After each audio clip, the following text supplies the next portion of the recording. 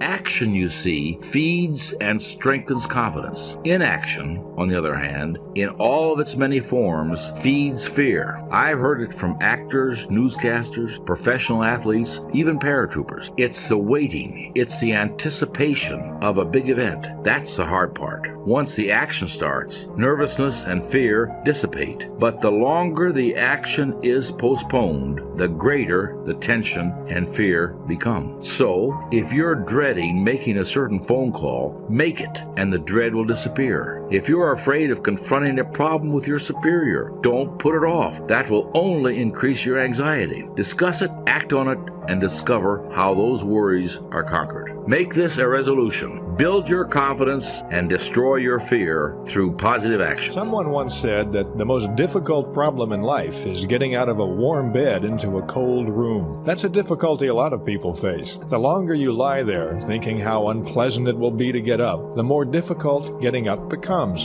This is another case where a quick injection of action is needed. Writers often talk about writer's block, the inability to get started. But the writer who waits for inspiration to come will probably be waiting for a very long time, may never even get a word on paper.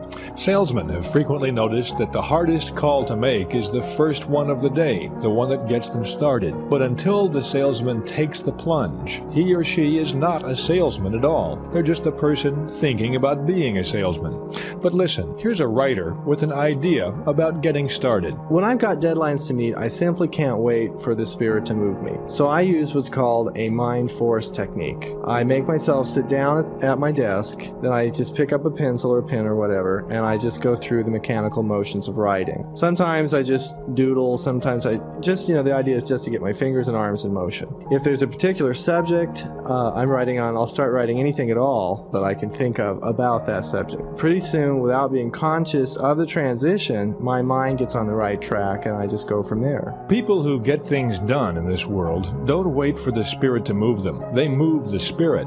Try these two exercises and see for yourself. First, use this mechanical starting method to accomplish simple but unpleasant business or household chores. Rather than thinking about the task, just jump right in and start doing it without any deliberation. Washing dishes, for example, or filing those papers at work.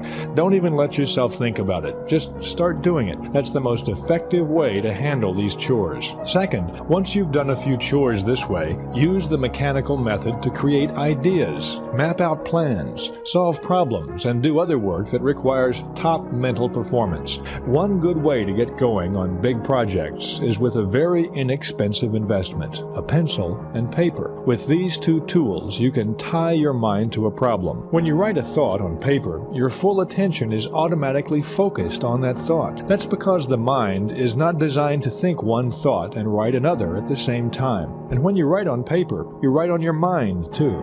Tests prove conclusively that you remember something much longer and much more exactly when you write it down on paper. In addition, once you master this pencil and paper technique for concentration, you can think in noisy and distracting situations. When you want to think, just start writing or doodling or diagramming. It's an excellent way to move your spirit. But when you get in your head, what does that really mean? It means you're believing the most limiting thoughts. And you have to remember, we all have a 2-million-year-old brain. And it's not designed to make you happy, it's designed to make you survive. So it's always looking for what's wrong. Remember we played the game Look for Brown, and you all saw beige shit and called it brown just to feel successful? I said look for red, you saw burgundy, you called it red, so you could get more scores. Whatever you're looking for, seek and ye shall what?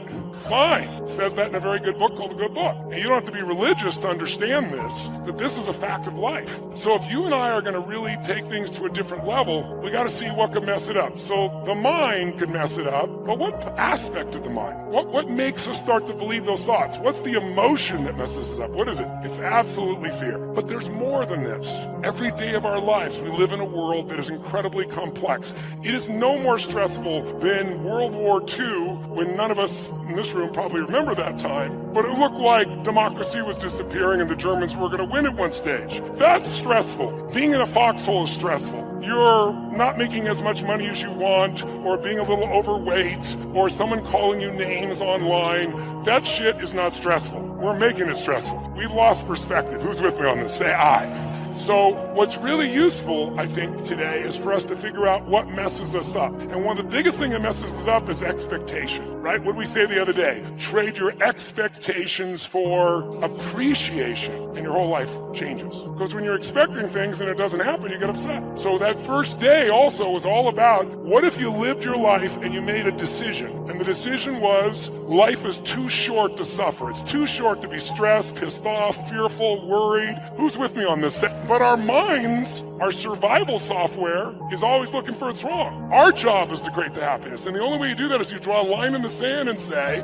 I'm not going to suffer. I'm going to be honest. If I start to feel that stress, I'm going to breathe, and I'm going to realize we're the only creatures on the planet that can think a thought and become angry. Think a thought and become playful. Think a thought and be worried. Think a thought and feel loved. That's why we can change how fast? But you have to take control and train this brain. If you don't train this brain, it'll use you instead of you using it. You have to identify with your heart or your soul or your spirit instead of the brain. As I said, in China, the heart is the emperor. It is the highest energy. It's the thing that is worshipped, because when you were born, there was no brain. Your heart started beating and there wasn't a brain and you was a fetus.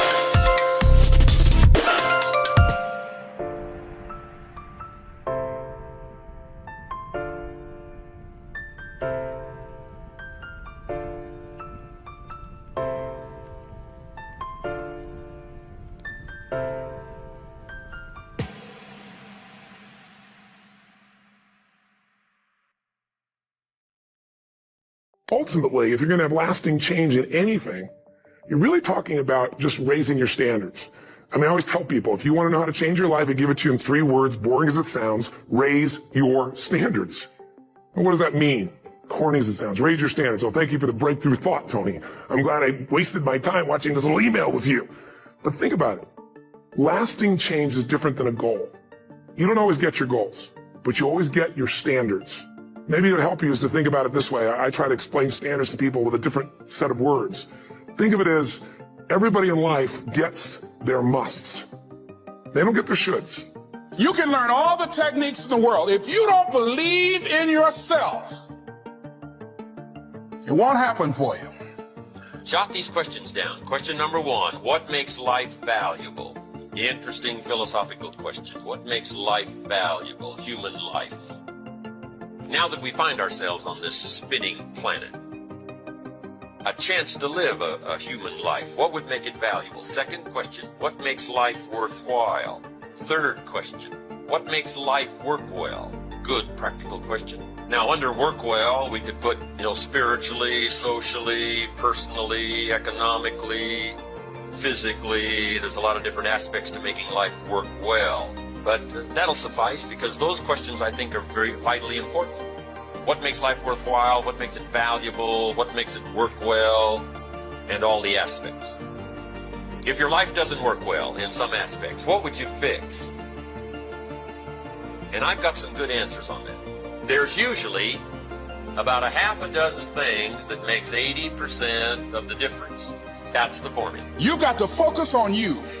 And as you convince you, as you sell yourself every day, you will begin to see a difference in the things that you're doing. Selling yourself on your ability to perform a job, to achieve a certain objective. Telling yourself every day, here I go again. And I got what it takes. This is my day, and nothing out here is going to stop me. One thing I've learned in the last, 33 years of working with people from now over 100 countries, 4 million people, is human beings absolutely follow through on who they believe they are. Most people, if they really look at how they're living their life today, it's based on a set of standards, a set of beliefs that they made choices about 10, 20, 30 or more years ago. I mean, very often we made decisions in our youth or very young about what to believe, about what we were capable of, about who we are as a person, and that becomes the glass ceiling, if you will, that controls us. The other thing is, take full responsibility for your life. Accept where you are and the responsibility that you're going to take yourself where you want to go. Someone said we have 2 primary choices in life. We can either accept conditions as they exist, or we can take the responsibility to change them. So let me give you an example. Now, you said you're the king of hustle, right? But I would actually debate that. When I talk about hustle, I talk about the people who believe that you have to work an ungodly number of hours to be successful. There is a much healthier way. So there are 2 different types of people who are talking about entrepreneurship today. There's the type of people who talk about entrepreneurship purely in the physical sense. It's about the number of hours you work. It's about the number of phone calls. And of course, hard work has its place. But then you see the rise of books by people like Michael Singer, who wrote the book, The Surrender Experiment. And if you read the book, it's kind of cool. This guy built a $1 billion software company, and he talks about how he did that by surrendering, by going within, by having a daily meditation practice. Now, in your case, I believe you're doing it. You're also moving to that approach, but you're doing it unconsciously. When I listened to you speak at A-Fest, and you spoke about how you sit down, you relax, and you thinkitate, and these ideas come into you, you're tapping into something. Tom, you're tapping into your intuition. That is a far more efficient way than trying to hustle to get these ideas. You're going within. So you're already doing one of the first steps. Now, the second part is how can you optimize your rate of going from idea to reality. That's the second part of bending reality. And there are a significant number of tools that you can put into play to help you do that by working on your inner states. For example, one is creative visualization. There are so many studies that show that what you visualize in your mind, you can help accelerate in the world. For example, one study called the finger abduction experiment basically had people exercise their fingers, okay, like physically exercising fingers, and then a control group of people visualize themselves exercising their fingers. And what they found is that one group grew finger strength by, let's say about 10%, the other group by 9%, really close, just by visualizing their fingers. Now, the same thing happens in sales. You can actually accelerate your sales closing rate by visualizing the outcome. And we don't really understand how it works, but we know it works. And the same thing happens in your entrepreneurial life. When you get a clear vision of the business you want to create, of the lifestyle you want to create, you move towards that faster. And so meditation to me is not just about going Zen. It's not just about like focusing on your breathing. It's about knowing how to tap in, which you do so well, and then knowing how to get clear on what you want and to focus on that vision for a few minutes every day. I am afraid that too many times we have put so much focus on teaching you to be good seed that we haven't taught you the power of good soil. And so when we come to soil issues, the seed ignores the soil. We flick the channel. That has nothing to do with me. We close our eyes because we have been taught to be good seed, but we have not been taught to pay attention to soil. And yet the Bible is clear. Jesus says the soil went forth sowing seed. And some fell by the wayside. Some fell amongst rocks. Some fell amongst thorns. The whole text is about environment. Look at you and look at your environment. Have you been positioned to flourish? Positioning has a lot to do with flourishing. To be in an environment, in a family that supports you. My sister and I were talking the other day. I was telling her what an amazing person she is, that all of our lives together and all the things that God did in my life, not once in all of the years that I've known her, and she was there when Mama had me, have I ever known her to be jealous of me. Not once, not ever. She has always been my cheerleader and my greatest fan. And she said, how could I be jealous of you? You're my brother. I said, a lot of people have siblings that hate them, that are jealous of them, that hope they choke.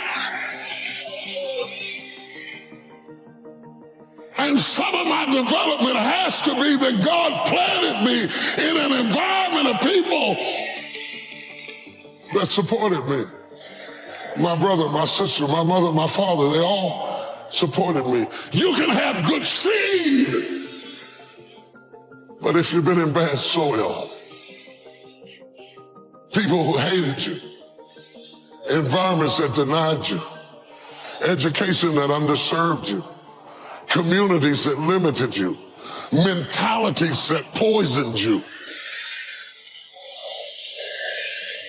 Oh, do you hear what I'm saying? If your soil wasn't right, it doesn't mean that you're not right, but if your soil wasn't right, it's going to affect how you root and how you grow. And you might grow a little bit. The Bible says you can grow for a while, but then the thorns will choke you out, or the rocks will not have enough soil for your roots to grow. Are you blaming God for something you ought to be blaming the soil for? You cannot take a peach seed and plant it in a teaspoon of dirt and expect it to grow.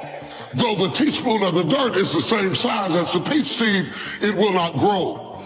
The seed will only grow when it is planted in something bigger than itself. And I want to know, where are you planted this morning? Are you planted in something bigger than you? Or have you always been planted in teacups, surrounded by little dirt, little resources, small-minded people, narrow, limited places that never let you stretch to reach your capacity? Sometimes you gotta go where the corn is. The best place is actually our podcast. is Quick Brain, K-W-I-K Brain. It's really my last name. I didn't change it to do what I did. It's my father's name, my grandfather's name. But this is a new venture for us. We publish a couple episodes a week, and it's really, every episode is less than 20 minutes. It's to be able to say that these are brain hacks for busy people who want to learn faster and achieve more. Everything from read a book a week to remember people's names to my top 10 favorite brain foods to how to eliminate or add new habits. That's the best place. People go to quickbrain.com and they could join a private Facebook group there and post questions for future episodes and also download free. We give them $100 worth of brain training as a gift. Or any social media. You know I love our social media. Yes. So anything at Jim Quick on Twitter, Instagram, or Facebook.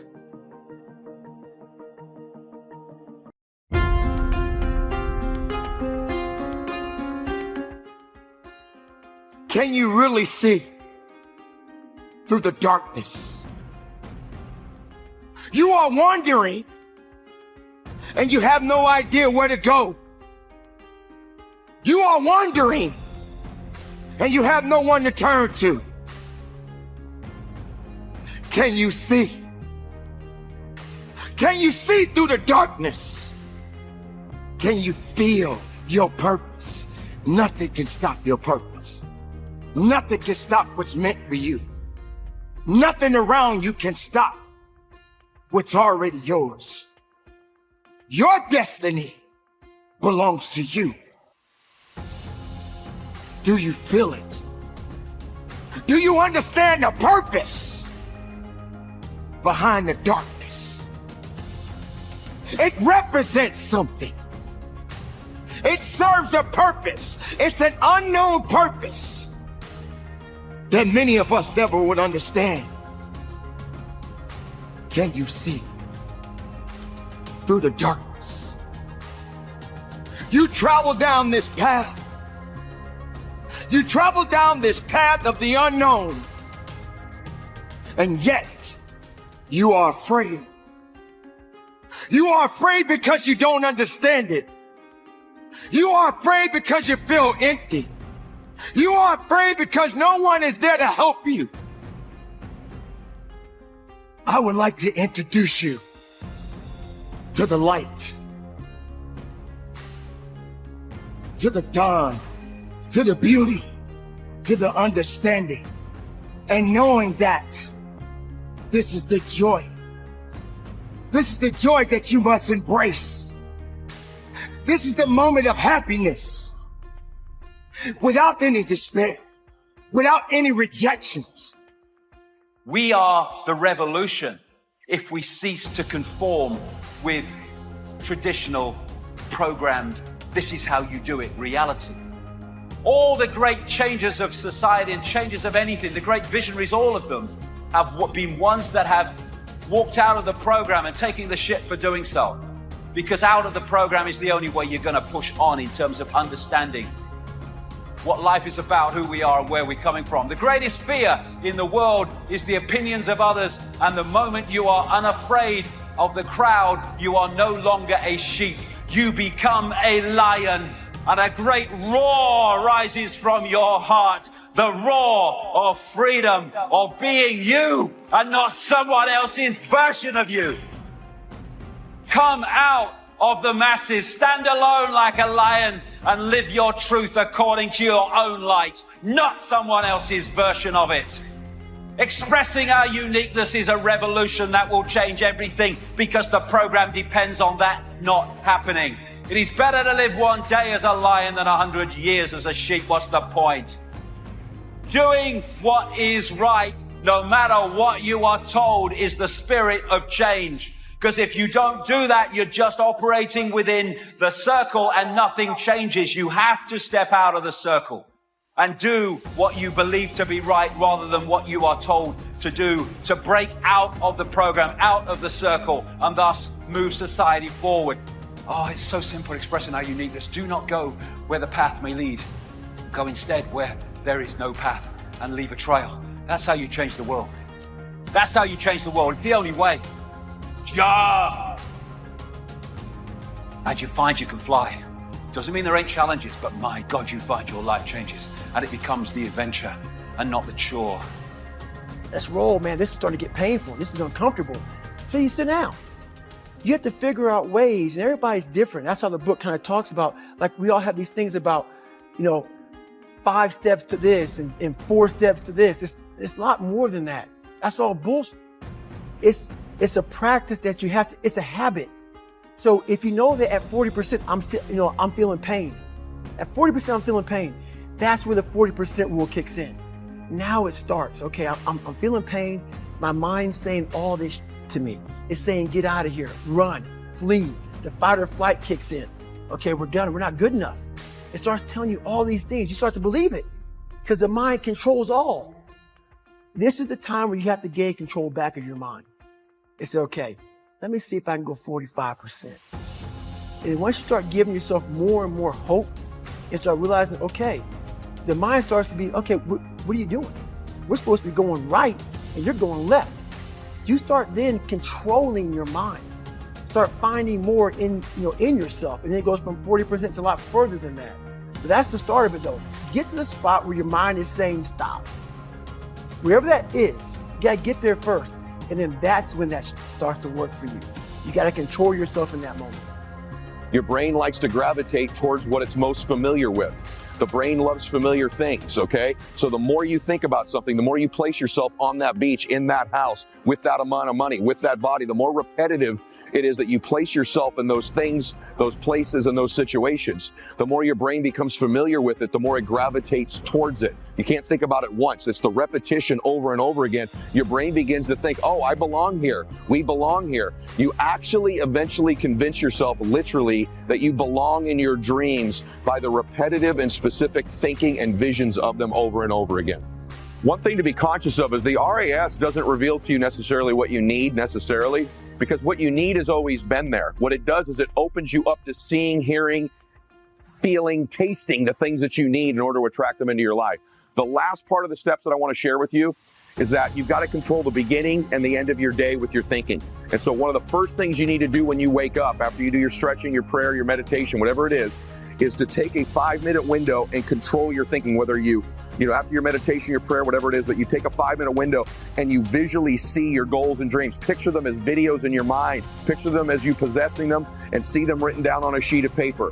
This will begin to control your mind for the day. And then at the very end of the day, what I do, one of the last things I do after my prayer, when I'm laying in bed at night, is I read through my goals and my dreams, I picture them, and I allow my RAS and my subconscious mind to go to work on them. When I get my sleep, it's going to work on revealing to me, it's playing back the video, believe it or not, of my day in my mind. And it is revealing to me the things that I may have missed in that day that could bring those things into my reality. And it helps me wake up ready to get them as well. So if you'll do that, where you wake up, you go to bed, and when you check your phone, you are going to alter those 9% of your thoughts. These are 3 key steps on changing the way you think. And we know if we can change the way we think, we change the 9% of our thoughts, we change what we obsess about, we begin to possess them. That thought opens up a new space that didn't exist before, just like that chair you're sitting in, and we'll begin to create those things in our lives. Use these 3 steps to change your thinking, and I know if we stack that up over a day, a week, a month, 3 or 4 years, and a decade, the direction of your life is completely different. You see yourself living like this. You know what you should do? Every time you get a chance to experience first class, you should do it, because it plants a seed. It's like the next time you buy an airplane ticket, just ask for an upgrade.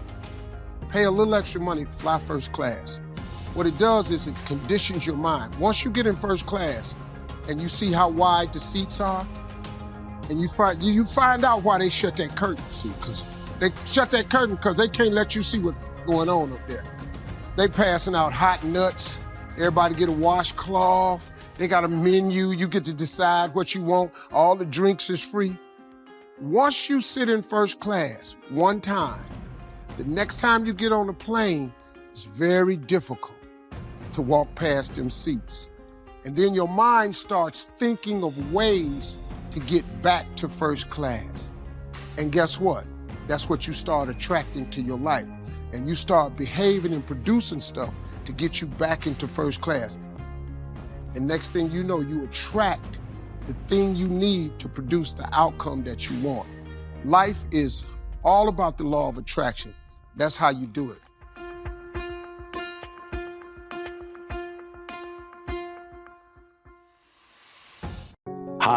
Welcome back to Mind Control. How much of life do you feel like you control, or how much does life control you? Do you tend to control more of what's going on, or events controlling you? If you focus on what you can't control, if you focus on the past, if you focus on what's missing from your life constantly, that pattern of focus will make you frustrated, overwhelmed, depressed. It won't even matter if you're, taking antidepressants. If you keep focusing on what you can't control, what's missing from your life, you're going to feel depressed still. You can take as many antidepressants as you want. Focus equals power. The challenge of life, I have found, is to build a resume that doesn't simply tell a story about what you want to be, but it's a story about who you want to be. It's a resume that doesn't just tell a story about what you want to accomplish, but why. A story that's not just a collection of titles and positions, but a story that's really about your purpose. Because when you inevitably stumble and find yourself stuck in a hole, that is the story that will get you out. What is your true calling? What is your dharma? What is your purpose? You can't connect the dots looking forward. You can only connect them looking backwards. So you have to trust that the dots will somehow connect in your future. You have to trust in something, your gut, destiny, life, karma, whatever. Because believing that the dots will connect down the road will give you the confidence to follow your heart, even when it leads you off the well-worn path. And that will make all the difference. Just stand. You keep standing. You keep standing, no matter how rough the sea, you keep standing. And I'm not talking about just water. You keep standing. No matter what, you don't give up. It doesn't matter to me any longer how long I live. What matters to me most is how I live. I ask y'all one question. A question that I was asked all my life by a third-grade dropout. How you living? How you living? Every day ask yourself that question, how you living? Here's what a cook in the dining center would suggest you to live this way. That you would not judge, that you would show up early, that you'd be kind, that you'd make sure that that servant's towel is huge and used, that if you're going to do something, you do it the right way. That cook would tell you this, that it's never wrong to do the right thing, that how you do anything is how you do everything. And in that way, you will grow your influence to make an impact. In that way, you will honor all those who have gone before you, who have invested in you. Look in those unlikeliest places for wisdom. Enhance your life every day by seeking that wisdom and asking yourself every night, how am I living? I don't know how much stayed in, but he ate them, right? But the point being, anything can be done if you break it down small enough. Make sense? So don't let the bigness of a goal overwhelm you. Complaining, crying, whining, griping.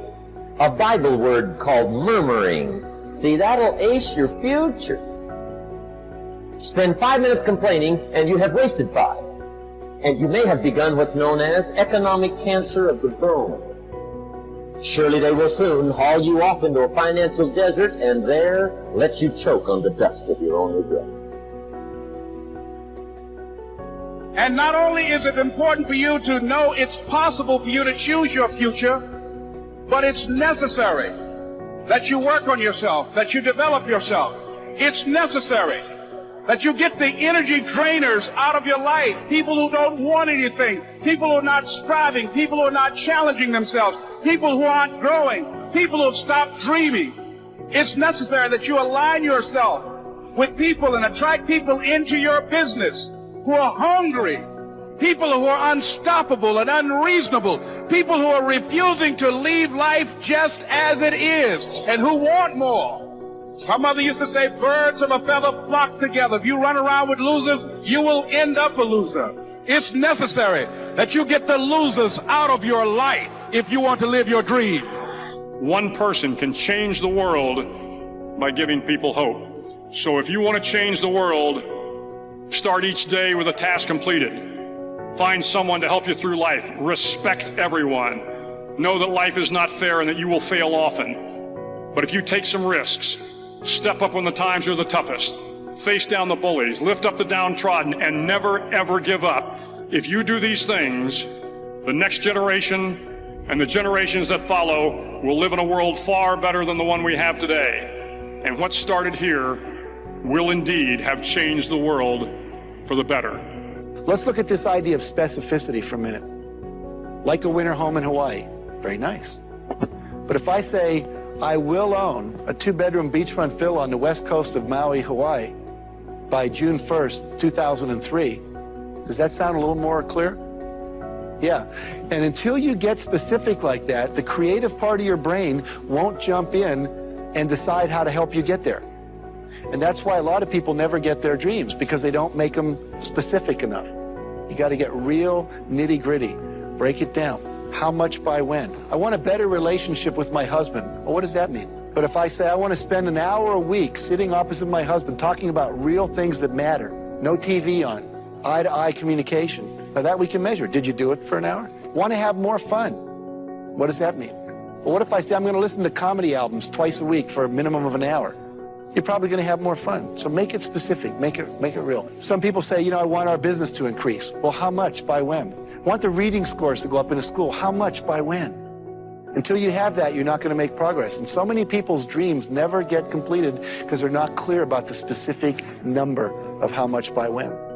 I told you earlier in the program, we said we're going to sell 1.5 million books in a year and a half. And that directed our behavior. Recently, we just said we're going to sell 1 million books in one day. We had 101 bookstores involved in a book signing. We're going to try to be in the Guinness Book of World Record for the largest book signing ever done. Now, I don't think we sold 1 million books. Maybe we sold a couple 100,000. But by holding that question and trying to figure out how to do it, it moved us toward that goal. Now, maybe it'll take us 2 years to figure out how to sell 1 million books in one day, but it gets the thinking to expand out into that arena. Is this making sense? Okay, so you want to have those goals. Now, the other thing you want to do is break your goals down. Many of you have big goals. End hunger in the world. That's a pretty big goal. Have world peace. Achieve a certain level of spiritual oneness with God or life. Big goals. When you first look at it, it's kind of overwhelming. But what if we were to break that down into little steps? It says, okay, I want to go to college and get a PhD. Gosh, I'm only a high school student. But the next step would be finish the math class, get an A in this. Write for a brochure from a college. Get a catalog. Pick 1 or 5 colleges that I want to apply to. Just keep breaking it down to little steps and then figure out how to get all those steps done and put a date by each step and then start doing the plan. Someone said if you fail to plan, you're planning to fail. Does that make sense? Yeah, absolutely. One of my friends said, success by the yard is hard, by the inch it's a cinch. So we just break it down into small pieces. I was reading the Guinness Book of World Records because we were thinking about being in there, and this guy set a goal to eat an entire bicycle, tires and all. Now, how do you do that, right? Well, it took him 17 days. But what he did is he kept cutting the bicycle up and then melting it down into little swallowable pieces, and he ate them. It's really hard to be truly happy when you're not being yourself. And most of us have no clue who we are. We all have situations that don't look like they're going to work out. We don't see how we can get well, how we can accomplish a dream, how our family will be restored. All the circumstances say it's not going to happen. Thank you so much for watching till the end. Don't forget to share your thoughts in the comments section.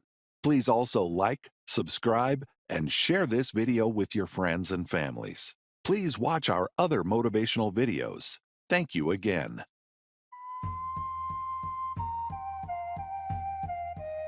People are teaching self-esteem these days, but they don't connect it to disciplines. The least lack of discipline, and it starts to erode our psyche. So the days you don't feel like getting up, just think about them.